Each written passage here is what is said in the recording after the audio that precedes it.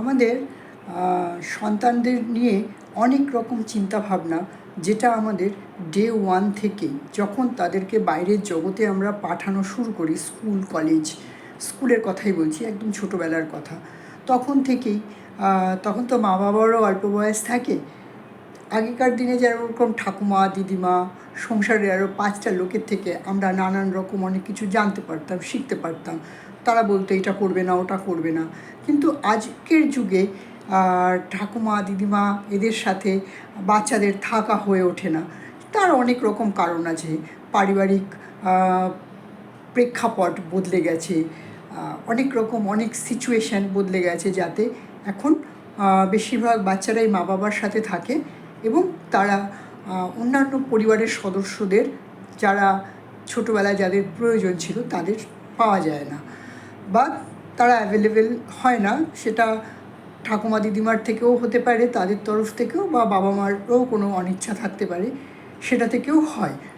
যাই হোক, এটা তো আমার আজকের বিষয় না। আজকের বিষয়টা যেটা, বাচ্চাদের সাথে আমরা একদম ছোট্ট বয়স থেকে, জবের থেকে ওকে স্কুলে পাঠানো শুরু করছি, তখন থেকে আমি নতুন বাবা মাদের ক্ষেত্রে বলছি, আর পুরনো বাবা মা যাদের ছেলে মেয়ে বড় হয়ে গেছে তাদেরকে বলছি, যে যারা নতুন বাবা মা তাদেরকে কিছু কিছু কথা আমরা উপযাজক হয়েও আমাদেরকে বলতে হবে, কোনো উপায় নেই।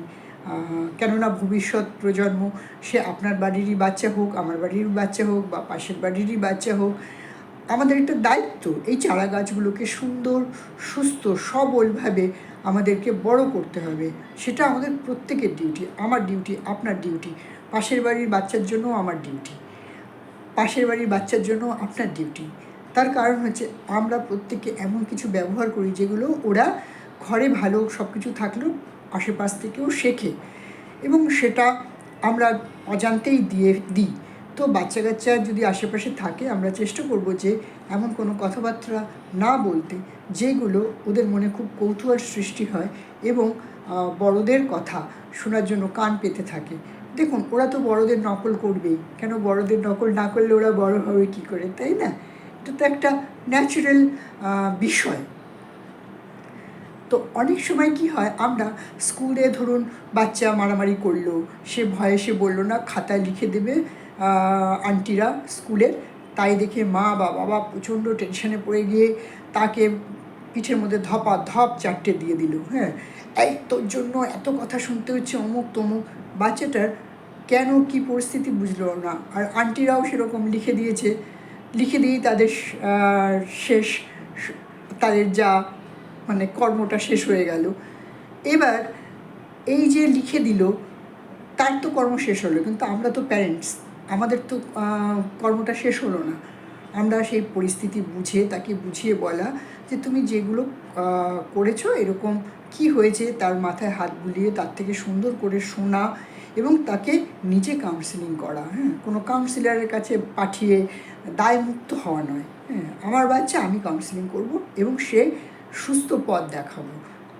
আমার বাড়ির চারা গাছটায় কী দরকার, কতটা সার দরকার, কতটা জল দরকার, কতটা আলো দরকার, সেটা আমি যতটা বুঝবো, সেটা তো অন্য লোক বুঝবে না।